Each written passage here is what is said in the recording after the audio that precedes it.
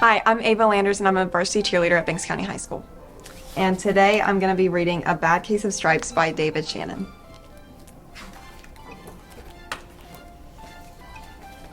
Camilla Cream loved lima beans, but she never ate them. All of her friends hated lima beans and she wanted to fit in. Camilla was always worried about what other people thought of her. Today she was fretting even more than usual. It was the first day of school and she couldn't decide what to wear. There were so many people to impress. She tried on 42 outfits, but none seemed quite right. She put on a pretty red dress and looked in the mirror, then she screamed.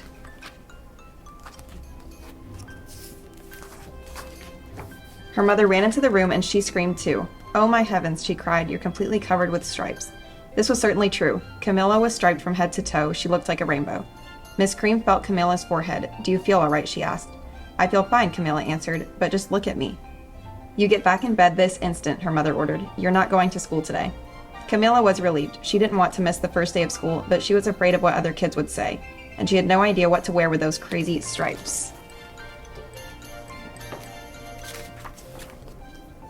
That afternoon, Dr. Bumble came to examine Camilla.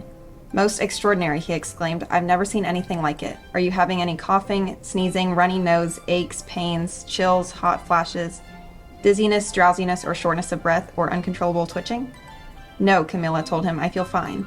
"Well then," Dr. Bumble said, turning to Miss Cream, "I don't see any reason why she shouldn't go to school tomorrow.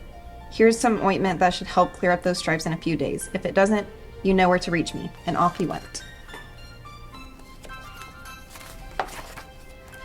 The next day was a disaster. Everyone at school laughed at Camilla. They called her Camilla Crayon and Night of the Living Lollipop. She tried her best to act as if everything were normal, but when the class said the Pledge of Allegiance, her stripe turned red, white, and blue, and she broke out in stars. The other kids thought this was great. One yelled out, "Let's see some purple polka dots." Sure enough, Camilla turned all purple polka dotty. Someone else shouted, "Checkerboard," and a pattern of squares covered her skin. Soon enough, everyone was calling out different shapes and colors, and poor Camilla was changing faster than you can change channels on a TV.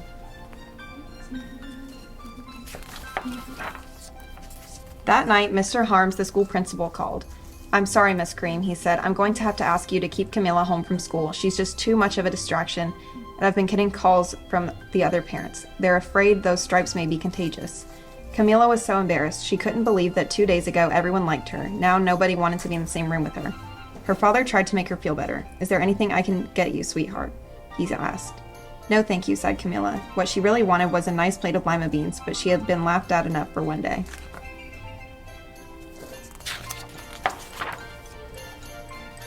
Well, yes, I see," Dr. Bumble mumbled when Mr. Cream phoned the next day. "I think I'd better bring in the specialist. We'll be right over." About an hour later, Dr. Bumble arrived with 4 people in long white coats. He introduced them to the Creams. "This is Dr. Grop, Dr. Sponge, and Dr. Cricket, and Dr. Young." Then the specialist went to work on Camilla. They squeezed and jabbed and tapped and tested. It was very uncomfortable. "Well, it's not the mumps," concluded Dr. Grop. "Or the measles," said Dr. Sponge. "Definitely not chickenpox," put in Dr. Cricket. "Or sunburn," said Dr. Young. "Try these," said the specialist. They each handed her a different bottle filled with different colored pills. "Take one of each before bed," said Dr. Grop, and they filed out the front door, followed by Dr. Bumble.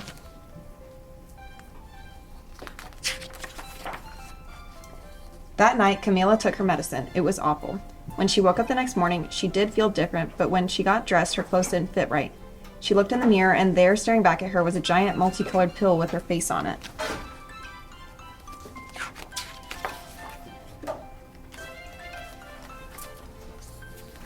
Dr. Bumble rushed over as soon as Miss Cream called, but this time, instead of the specialist, he brought the experts. Dr. Gord and Mr. Mellon were the finest scientific minds in the land. Once again, Camilla was poked and prodded, looked at, and listened to. The experts wrote down lots of numbers. Then they huddled together and whispered. Dr. Gord finally spoke. "It might be a virus," he announced with authority. Suddenly, fuzzy little virus balls appeared all over Camilla. "Or possibly some sort of bacteria," said Mr. Mellon. Out popped squiggly little bacteria tails. "Or it could be a fungus," added Dr. Gord. Instantly, Camilla was covered with different colored fungus blotches. The experts looked at Camilla and then at each other.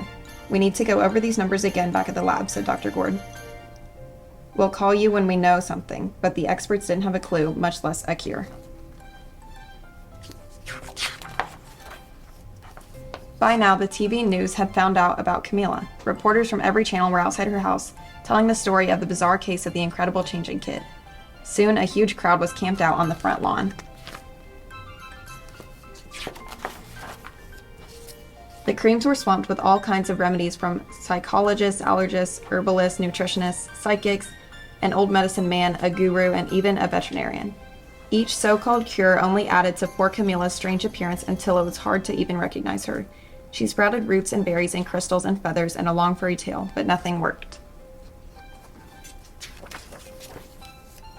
One day, a woman who called herself an environmental therapist claimed she could cure Camila. "Close your eyes," she said.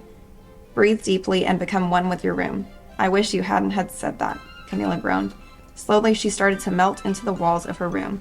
Her bed became her mouth, her nose was the dresser, and 2 paintings were her eyes. The therapist screamed and ran from the house. "What are we going to do?" cried Mrs. Cream. "It just keeps getting worse and worse." She began to sob. At that moment, Mr. Cream heard a quiet little knock at the front door. He opened it, and there stood an old woman who was just as plump and sweet as a strawberry. "Excuse me," she said brightly, "but I think I can help." She went into Camila's room and looked around. "My goodness," she said with a shake of her head. "What we have here is a bad case of stripes, one of the worst I've ever seen." She pulled out a container of small green beans from her bag. "Here," she said, "these might do the trick." "Are those magic beans?" asked Mrs. Cream. "Oh my, no," replied the kind old woman. "There's no such thing. These are just plain old lima beans." "I'll bet you'd like some, wouldn't you?" she asked Camila. Camila wanted a big, heaping plateful of lima beans more than just about anything, but she was still afraid to admit it. "Yuck," she said. "No one likes lima beans, especially me." "Oh dear," said the old woman sadly. "I guess I was wrong about you." She put the beans back in her bag and started towards the door. Camila watched the old woman walk away. Those beans would taste so good, and being laughed at for eating them was nothing compared to what she'd been going through. She finally couldn't stand it. "Wait," she cried. "The truth is, I really love lima beans." "I thought so," the old woman said with a smile. She took a handful of beans and popped them into Camila's mouth. "Mmm," said Camila.